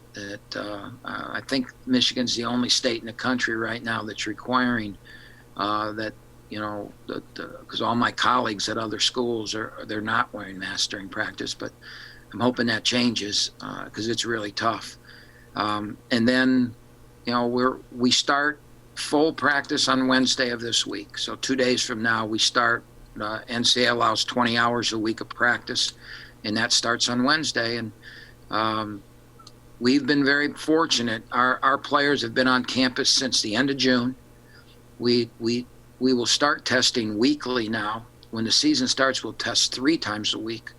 But right now it's bi-weekly, and in all the COVID tests we've had no positive tests so far in our 14 players and our staff members and that. So our kids are doing a good job of keeping themselves out of the mainstream, staying away from the parties, staying away from college life, and just worrying about, being able to play basketball. That's their dream and their goal. So they're doing a great job of it. Oakland University head men's basketball coach Greg Kampe joining us today on the Oakland County Megacast. Coach Kampe, if and when the season does begin, give us an overview, give us a look into what OU basketball is going to look like in 2020, kind of an overview of who are the key players, what are we looking at, and what are the prospects for this Oakland University team. Well, I really hope we play because I think we have an outstanding core of kids that we have a chance to be really good. The last couple of years have not been typical Oakland years, and I think we have a chance to get back to where we've been for years and years. A team that can run it up and down the floor. We can really shoot the basketball. Our weakness is going to probably be we're probably not going to be a great rebounding team. I would say the other weakness is just experience. We've got a lot of young kids. We've got 7 new players, a lot of youth in there, but very talented. Rashad Williams, Dan Oladapo, Kevin Kangu, a guy named Blake Lampman, I think he was on the all-freshman team last year. Those are our guys. Those are the names that you're going to hear a lot about that are going to score the points. But I think we'll be deep. I think we'll have a lot of different ways we can play, a lot of different lineups. And I think I'm going to have a freshman or 2 that are going to be they'll be on the all-freshman team and maybe even a freshman of the year type player. So I hope we play because I'm really excited about the group. Coach Kampe here with us on the Oakland County Megacast. Always great having you on with us. We appreciate your time and wish you the best of luck in the upcoming season. Before we let you go, anything maybe we didn't ask that you want the public to know? Well, I just need to know if my COVID hair, if I need to keep this or not. It's been, when you get to my age, I don't want to cut it because it may never grow back. So I'm trying to decide whether to go into the season with all this hair or get back to the normal thing. So, anybody's got any advice for me, send me an email and I'll listen to you. I will say it's definitely a look, but I think if anyone can pull it off, you can pull it off. You're a trendsetter right now. Oh, yeah. Yeah, I've always been that, for sure. Maybe you should put a poll out there on the Grizzlies page and see what people think you should do. Right before the season starts. Maybe should I keep the COVID hair or not? Coach, we so appreciate your time and we wish your team the best of luck in the upcoming season. And we so hope that they get to play and they get to play a full season as well, because these kids are working so hard. And it's like you said, it's not just basketball to them, it's their dream. And for so many of them, it's their future and a part of their future as well. So we thank you and your entire team over there at Oakland University and all that you're doing. Well, thanks for having me on. Anytime you need anything, let me know. Great. Thank you so much. Coach Kampe with us here on the Oakland County Megacast. We're going to take a quick break here on the Megacast, and when we come back, we'll be heading over to the city of Troy and speaking with the Troy Police Department. This is the Oakland County Megacast. Michigan, we still need to stay careful because we don't want to go backwards, back to where we started. So keep standing 6 feet apart. Keep wearing a mask in public. And if you have symptoms, talk to a healthcare provider about getting tested. To move forward, let's all do our part. So stay careful. Michigan.gov/coronavirus. Michigan, we're calling on you to save lives. Don't ignore it. Don't let it go to voicemail. It's urgent. In fact, it's critical. Because if you've been in close contact with someone who tests positive for COVID-19, you may have been exposed to the virus. And you could get a call from My COVID Help or your local health department. So please answer the call to learn how to protect yourself, your family, and friends. We're calling on you to stop the spread of COVID-19, to make it safe to reopen businesses and help Michigan move forward. So if you get a call from My COVID Help or your local health department, you may have been exposed to someone with COVID-19. To protect us all, answer the call. Learn more at michigan.gov/containcovid. A message from the Michigan Department of Health and Human Services.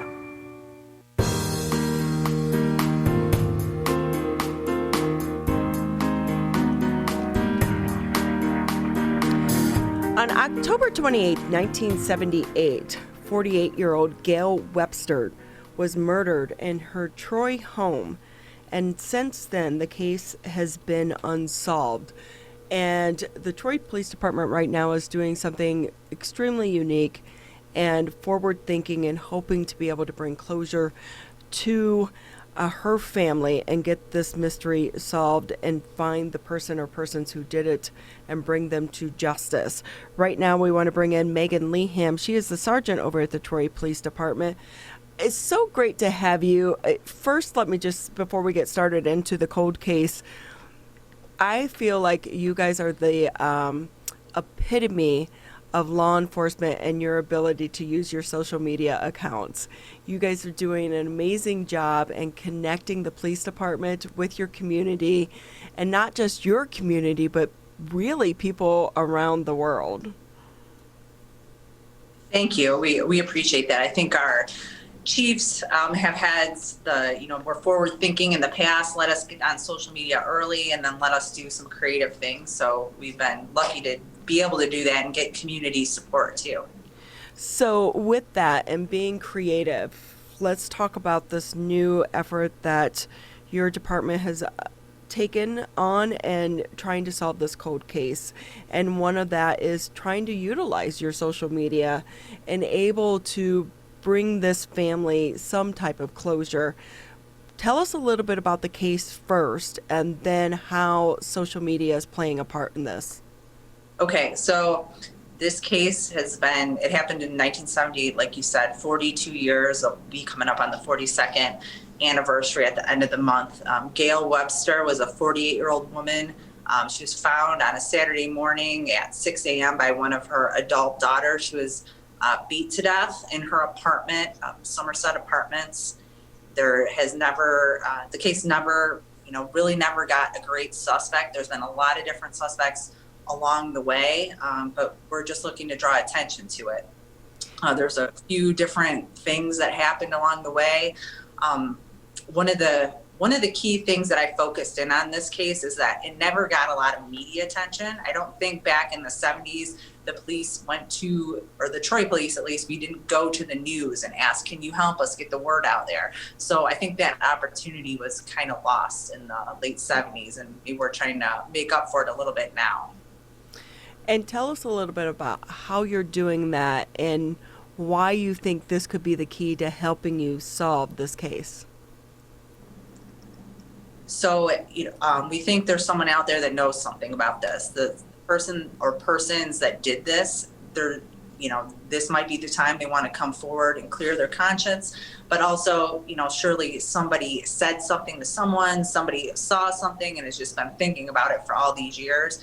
So we thought we can use our social media to push this out, try and get some attention that it didn't get in the past. We've also been working with the media, which has been great. They've really helped us get this story out. And I think we're gonna do a few more things before the month is over to help, get this in the public's attention.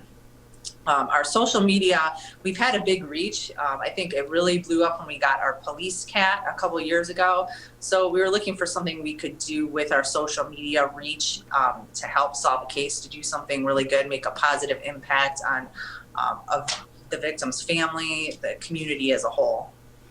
So this has been this whole genre of the public trying to help solve some of these cases is really kind of taken off in the past few years. I mean, before people were maybe going to message blogs. I remember working in Toledo with the Father Robinson case and the victims of the sexual abuse by priests, and there were a lot of underworld blogs where people were contributing, but I think this invention of social media is going to kind of take this to the next level. But one of the things I wonder about this is you're looking at an age time difference here. This obviously happened in the 70s, so maybe people who knew something aren't as social media savvy as they would be the younger generation. So could that information be lost just because of the time? Or there are some of these cyber sleuths per se that participate in these groups and trying to solve these cases. Are you hoping one of them will be able to help connect the pieces? Yeah, we're kind of just taking a broad approach. So we have had that in mind, that anyone that would know anything about this case firsthand would probably be in their 60s or possibly older. So we hit Facebook up a little more because that tends to have an older demographic. We did use Twitter as well, hoping, we connect with the media in that way a lot of times, hoping that they would help us out through Twitter. So those are our two main things. We also did a podcast, the Already Gone podcast, which covers a lot of local Detroit area crime. So just kind of hitting a bunch of different things. I know there's some, like you said, the message boards, there's a Reddit board on this. So we're hoping one way or another this is going to reach the person that knows something. Sergeant Lehman, so far with all these efforts that the Troy Police Department's put out and with all the discussions within the Troy community regarding this cold case from 1978, how much traction has been made so far? Has information been coming in as a result of this effort? Yeah, we've been getting information. We've been getting tips. We're vetting them now. We're also, just doing, the old-fashioned investigation, going back and looking at what's already been done, talking to people that were talked to in the past, looking at what type of new, analysis we could do with the lab. We have a lot of physical evidence in this case, so we're just hoping things will come together. And because it's like you said, the technology has changed so much between then and now. I'm a fan of Forensic Files. I watch that all the time, and how DNA or the new technology today is helping solve some of these old cases. But I also kind of wonder, I know how limited resources police departments have, and by opening this up to the public, and even not just locally, but throughout the country, are you worried that you guys will get bogged down with bogus tips that could take away from your valuable time of researching and investigating the valuable tips that need to be done? Well, we've never done anything like this before, so we weren't exactly sure what to expect. We have a manageable amount of tips so far, and we can go through and prioritize them with, people that are, the tips that seem a little more credible or relevant versus the ones that are a little more far-fetched, and just work through them that way. And like I said, we're also, you mentioned forensic files, we're working through that end too. So the evidence from 1978, this scene was processed in 1978 with the Michigan State Police Crime Lab, and then it was looked at again in 1995. And now we're looking at it again in 2020, so certainly technology has progressed. So we're hopeful in that area too that we could get that piece of the puzzle. Sergeant, I'm amazed that the evidence is kept for that long, and where is it stored, and is there the possibility that the evidence could break down into a point where it's no longer viable for today's testing? I mean, I'm sure that's possible. We keep physical evidence or evidence in a homicide, we keep it forever. So every homicide we've ever had in Troy, where we have evidence, we have it in our long-term storage. Blood evidence, so in this case, we do have, some trace evidence, as they call it, which is stored in a freezer or refrigerator, depending on what it is, and that's where it has been for many, many years. So we're hopeful that we'll get some good results that way as well by looking at that stuff again. How is her family with this development? And I would imagine you had discussions with them prior to making this public. Oh yeah, so when that was one of the first things we did was reach out to the family. There's 3 daughters. They were young adults at the time of this. 2 of them lived with Gail, and they were in their early 20s. So they were heavily connected to this. This was one of the daughters actually discovered her deceased. This has been a big thing that has weighed on them their entire lives. So I reached out to them, wanted to ask how they felt about us doing this, and they were actually thrilled because like I said, this didn't get a lot of news coverage back in the 70s. They were more than willing to participate in it. So they've done some interviews and been supportive. How did this case even come on your radar? And because I'm sure you are blessed that you're working in Troy, and for the people who live in Troy, and that it's not a city like Detroit where the homicides stack up. So they do remain with you. And when you have a cold case such as this, but it's from 1978, how were you even made aware of it? So we, like you said, when we have an unsolved homicide in Troy, everyone kind of knows about it. It's kind of passed along. And when I got hired here 16 years ago, I heard from officers that had been working here since the 70s about different cases that had happened.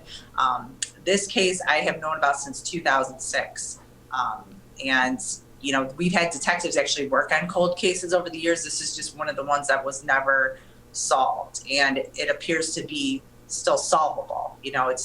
There's different things that happen in cases. This one, it appears there's a lot of investigative areas to go still. So we thought this was a good one to choose, try and put a lot of energy into it and see if we can do something good for the victim and her family. I will say, so I've been following along on Facebook, and I have friends that are into like trying to solve these real life crimes, and they follow Dateline. I was like, you've got to start following this. I think it's great what you guys are doing, and we remember it is a victim and she deserves justice. But I imagine, her daughter was 25 when she found her, and I just couldn't imagine what that has been like and how that shaped her life and her future. So to hopefully be able to bring them closure coming out of this would be such a great thing. If we could shift just a little bit and talk about your overall police department and your use of social media. You guys hit gold star level with Pulsifer Donut. How did you even come up with this? And then when the first one got sick, I was like, oh my gosh, I felt so horrible. But you guys made a great recovery. Yeah, I think when it started out as a joke saying, hey, maybe we'll get a cat if you guys follow us on Twitter. And what we saw, that people really wanted us to get a cat. this would be a great community outreach initiative for us. So we went forward with that whole process. The Humane Society helped us out. It just kind of evolved along the way. We found out it was a good way to kind of promote shelter animals and grow that partnership. And just when Officer Donut gives out a message on social media, it's a lot more effective than just one of us doing it. And it's really kind of helped in a weird way humanize us and help us connect with the community. And that aside, it is cute and it's adorable, but you do utilize the cat as well for putting out informative, informational messages. And there is sometimes, as you know, I worked, or maybe you don't remember, but I worked for ATF, and I controlled their social media, and we couldn't put out anything that was remotely cute or informative. It was all straightforward. I remember we had our canine dogs. I bought them Halloween costumes and dressed them up, and it was like, you can't do that. It was like, but the general public loves this stuff. But there was a thought process that it took away from the importance and the seriousness of law enforcement in general. How does your department balance those two messages? So Troy has always been really heavy into community outreach and connecting with our community, and we have not had a problem. I mean, that side, it was entertained in the beginning, especially when this took off. You know, we had to consider that, but we have not had a problem when we've had to pivot between a serious incident and a Officer Donut. And there will be times when we will kind of take a more serious tone, and maybe Donut's going to take the week off. Like we've had, Police Memorial Day, for instance. That's a more serious day, so Donut will take the day off. But we had, the public has been open to it. They understand what we're doing here. They know we're out here working and doing our jobs. We're not just playing with a cat. So we've been able to, it's been successful for us. And what do you think the message has been for the community? Has it helped you bridge that gap, especially even more so now than ever because of the sentiment of the distrust in law enforcement? Has this cat and your use of social media helped bridge that gap? Absolutely. I mean, just to show that we're out there, we're humans, we like cats, we have things in common with the people that live in our community and visit our community, just that, to show that human side, it helps. To be all serious all the time, all business all the time, people have a difficult time connecting with that. They're not going to want to follow you on social media just, if you're going to be a serious, officious all the time. Social media is about that human connection, and the cat, strangely, has been a part of it. Our dogs, when we, show us interacting with them in a fun way, that has also been very popular. Sergeant Megan Lehman with us on the Oakland County Megacast. Sergeant, just another couple of minutes with you. Anything else that it would be important for our audience to know from the Troy Police Department or other information that we haven't touched on today? No, I mean, I think the last time we talked, we were in the COVID-19, lockdown, and things had really changed for us with things have gotten a lot, really back to normal in many ways and police work wise. So we're seeing a lot more traffic volume. Unfortunately, we're seeing a lot of drunk driving. Substance abuse seems to be an issue, a thread that runs through a lot of our runs, people facing a lot of mental health issues. We, as a police department, would just encourage people to reach out for help to Common Ground or the other resources in our community. Before it gets to the point where, the police were called. I mean, we'll certainly help connect people with those resources, but we do see people out there in the community struggling. Sergeant Megan Lehman with us here on the Oakland County Megacast with the Troy Police Department. We want to say thank you to you and all of the team members over there at the Troy PD. You guys are doing an amazing job in keeping all of us safe. I so hope that this latest initiative does work. I've been following along. Real life sometimes is even more engaging than a movie.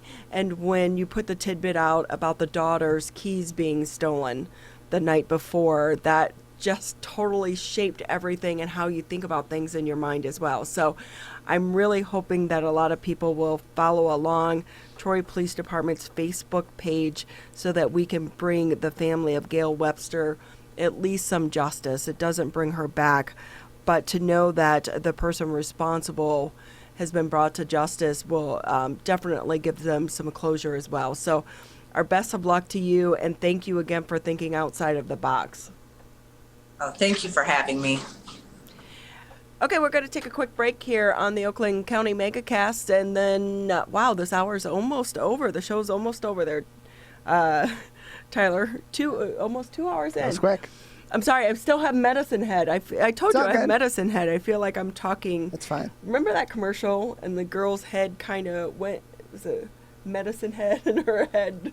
I very vaguely remind. It kind of makes me think of an Airheads commercial. I don't know. Well, I can be an airhead as well, but... I mean, so can I. We're both blondes. We know it. But right now I am a medicine head, but we're going to take a quick break here on the Oakland County Megacast and round out the show speaking with a local elementary school principal. This is the Megacast. Hi, I'm Dr. Faust, the medical director for the Oakland County Health Division. The most important thing you can do to prevent the spread of illness is to wash your hands thoroughly and often. Follow these 6 easy steps every time you wash your hands. Step 1, turn on the sink and wet your hands with warm water.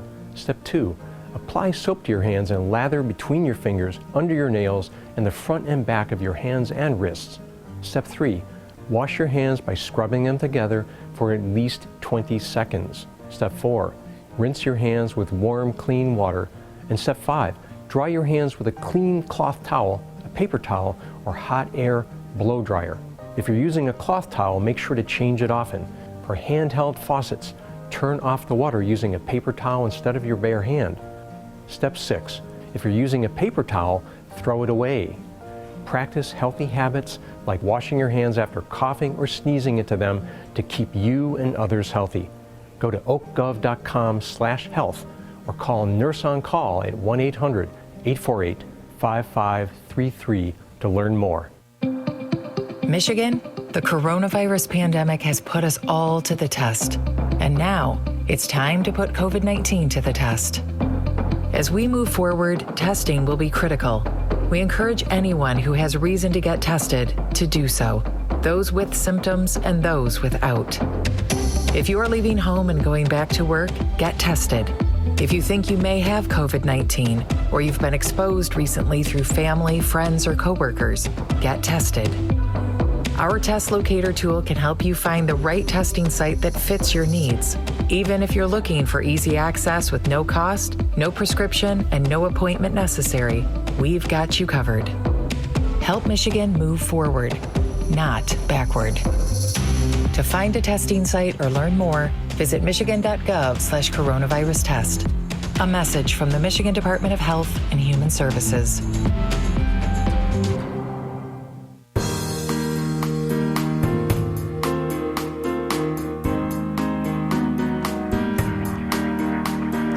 Thank you for hanging with us on this Monday morning here on the Oakland County Megacast. You can catch Tyler and I here in the studios Monday through Friday, 10 a.m. to noon. Civic Center TV, Birmingham Area Municipal Access, Channel 15 on Comcast, Channel 99 on AT&T, or you can catch us on 89.3 Lakes FM, 88.1 FM The Biff. We also want to give a huge shout out today to the West Bloomfield School District. They are streaming, Facebook live streaming today's Megacast on their Facebook page, so we want to say thank you to them. We work through the week and through each and every day to bring you interesting interviews from newsmakers and people throughout the greater Oakland County and the state of Michigan as we continue to navigate this pandemic. The great thing I love about the Megacast, Tyler, I think I've said this before, is that it's not just a headline. We are able to bring people interviews in a little bit longer format so that they can make decisions for themselves, but also just to hear the conversation. Because as a reporter who was out in the field, we did this every single day.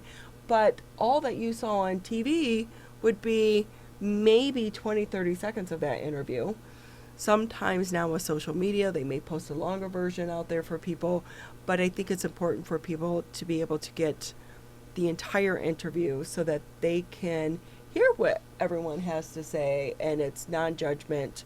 It's just raw in its form, and that's the good thing that we like about doing the Megacast here each and every day. Yeah, and our interview with Sergeant Lehman's a great example of that, because if you're not looking further into that situation and asking them why this case, why this 1978 cold case, why the murder of Gail Webster, then at the surface you may get the idea that okay, it's something to look into. It's a community-wide effort. It's a cool thing for social media and for, of course, solving this murder. But there's a reason behind it. There's a reason why this case is ready to be reopened and is apt to be investigated not only by the police department, but by the police department with the efforts of the community and the tools that are in place. And with Greg Kampe, there's a reason that Kendrick Nunn has blossomed into such a great young player for the Miami Heat, despite being undrafted, despite not getting a lot of national attention because he played at Oakland University and didn't play at a Duke or a North Carolina or Michigan State or a Kentucky. And has grown into a player that was a contender for Rookie of the Year, that played excellent ball in the NBA playoffs and in the NBA Finals against the Los Angeles Lakers, that were just a loaded team with tons of experience in the guard position as well, with guys like Rajon Rondo and Danny Green and so on and so forth. And talking to people like Noel Essig, who's saying, well, here's the thing. We know that the college admissions process is going to be completely different this year than it's ever been before. You're not going to have to take the standardized tests, but you're still going to have a decent academic record, some clubs on there, show some improvement.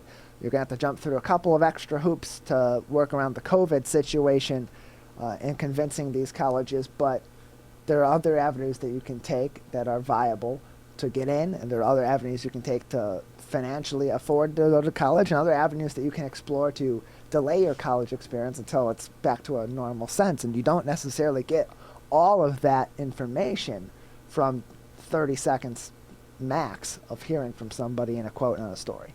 Right, exactly. And this, just so you know, is what we call stretching Oh, yeah. because we're waiting to connect with our last guest. But in the meantime, until we are able to do that and get her via Zoom, let's just give you a quick update on some of the headlines. You can head over to CivicCenterTV.com, click on coronavirus, and you'll find the day's top headlines. Walled Lake Consolidated Schools has been hacked. The parents were warned today about the cyber attack and say hackers were able to gain access to their district's computer system. A team of forensic experts and others who specialize in cyber attacks are investigating what happened. The attack knocked out the district's system over the weekend. Police have been contacted. It appears the hackers got access to credentials and other information, but investigators are still working to learn what information was gained and what may be at stake. Virtual learning is expected to continue today, though, uninterrupted.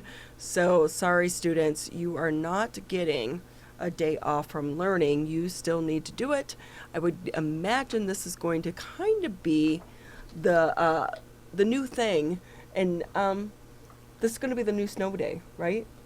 Yeah, I mean, it has to be a complete takedown of virtual learning, in which case if they have in-person options coming back, which have been discussed before with many of these districts, and if those become back into play, then tough luck. Right, right. Oh, goodness gracious. Hey, Michigan, things aren't looking good right now for the state of Michigan. A research group has once again labeled Michigan as high risk for coronavirus outbreak as COVID-19 cases begin to rise rapidly across the state. That's according to the group and policy leaders at COVID Act Now. They are identifying each state's risk level for the spread of COVID-19, which have recently worsened in most parts of the U.S.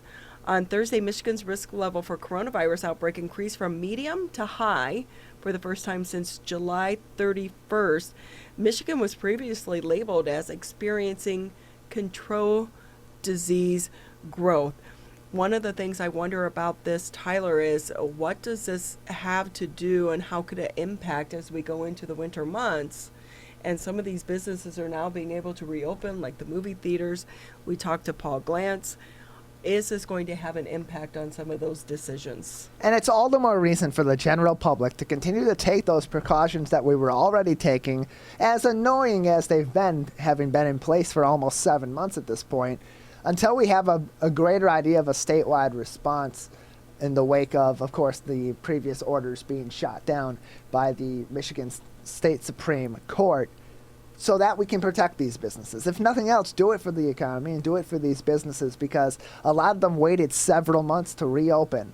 They lost a lot of their yearly revenue. They're barely making it by up to this point, or they're getting back to the point where maybe they're finally, again, profitable. And shutting them down a second time wouldn't just be devastating. It would be fatal to a majority of these businesses, including some of those theaters. We talked about it with Paul Glantz earlier today. He said anytime you shut down any industry, any business, and cut off their stream of revenue for 7 months, you can't expect them to come back and be in good financial shape. So, if nothing else, the public, as we inch back toward being a high-risk state for a COVID outbreak, caution is going to be so important for us to be able to support our state economy, and more importantly, to support the public health.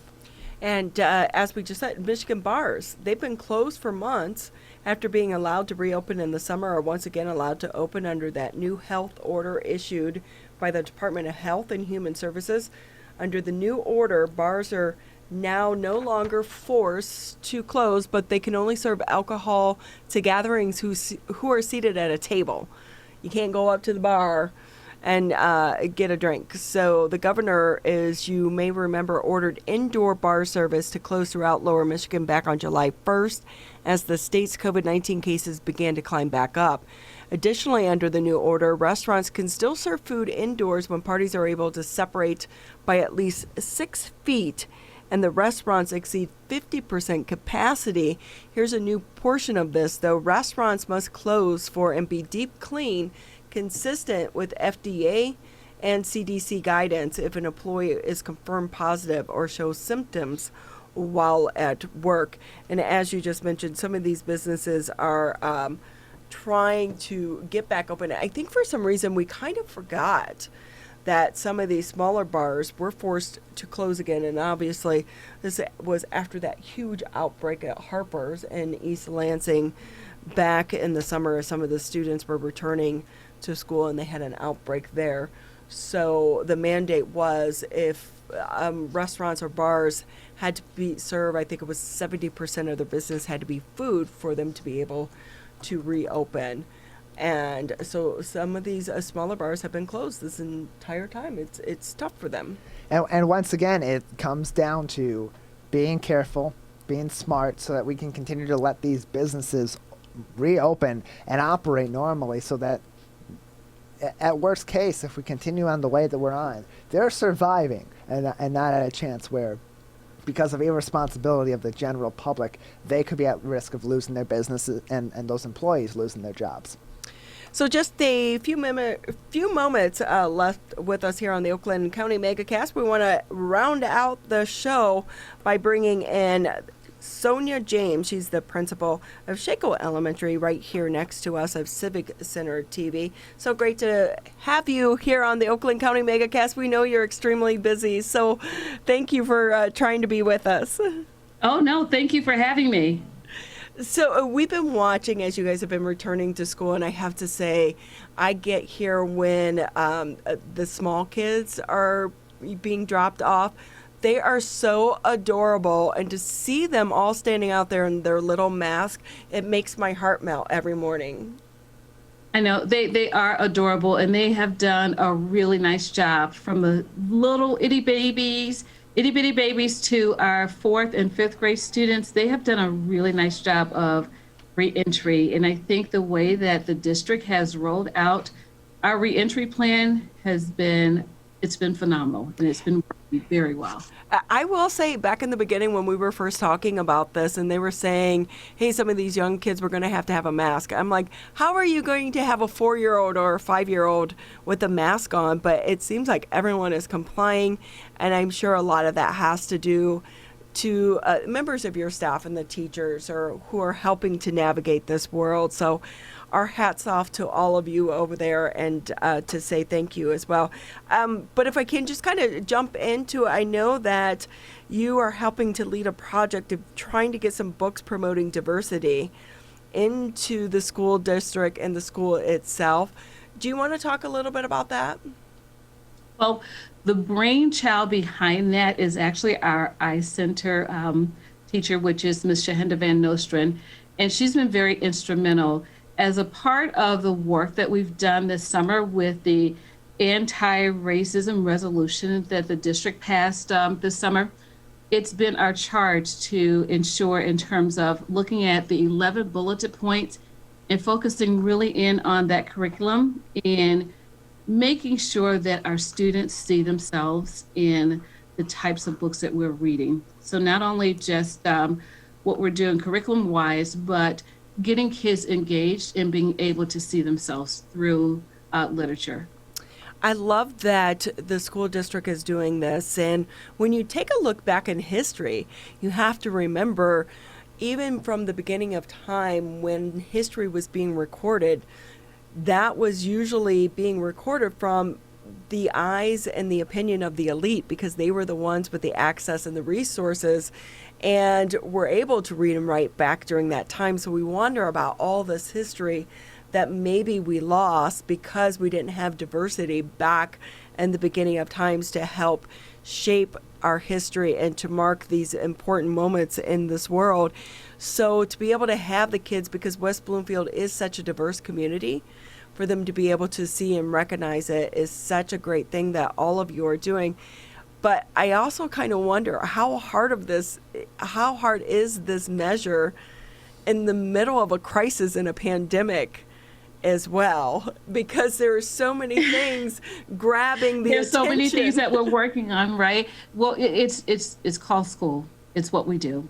And it is in terms of the teacher's commitment to really look at what that resolution states and what's going to be best for our kids in their learning. And especially in this climate that we're in, unfortunately, just making sure that we are addressing some of the social justice issues with our kids, that we are having those conversations, and that we are representing every student in the building or across the district. We are also fortunate that our PTO was able to raise funds. And, you know, the fortunate piece of going into COVID was that we had extra funds that was left over from PTO that we could just start right out the gate with ordering the books for our iCenter. And I tell you, those books go off the shelves pretty fast in terms of kids wanting to read. And our iCenter teacher, Ms. Van Nostren, does a really nice job during iCenter time with the students, highlighting the various books that we have. Now, like what we do here at Chico, our fifth grade students right now, they put in an order and books are delivered to them in the classroom, so that they're not leaving the classroom to check out the books, but they have the list of books that are there, and they go online and they order. It's a pilot, and we're just starting with that with our fifth graders. And then for our third and fourth graders, we're taking the books around for kids to be able to select classroom by classroom. So we have to be very creative with how we approach it, very dedicated to the time that it takes for our Ms. Van Nostren to go into the iCenter and actually conduct an inventory and looking at what do we have currently and what do we need in order to have that balance. Sonia James with us. She is the principal of Chico Elementary, joining us on the Oakland County Megacast today. Just another minute or so with you, Sonia, before we have to let you go. Is there anything else that would be important for us to know that we haven't talked about yet today, or any other information you'd like to get out to the Chico Sharks family?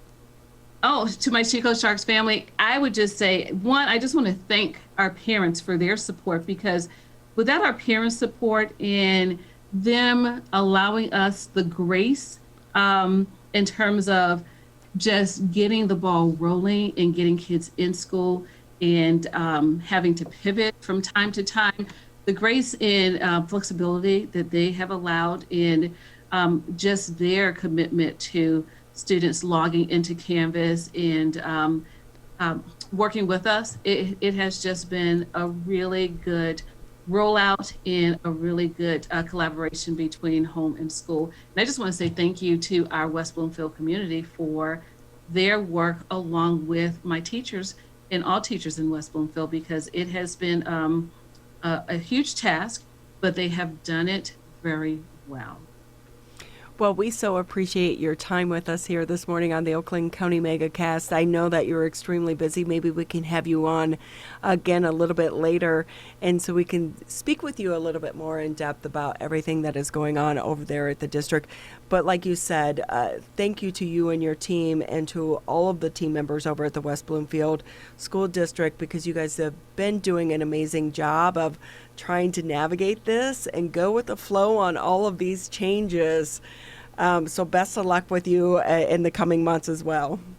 All right. Well, thank you. Thanks for having me. And I'd love to come back because we have a little free library that I didn't have a chance to talk about, and just some other things that's happening here that I would love to share. So I welcome being able to come back and speak with you guys again.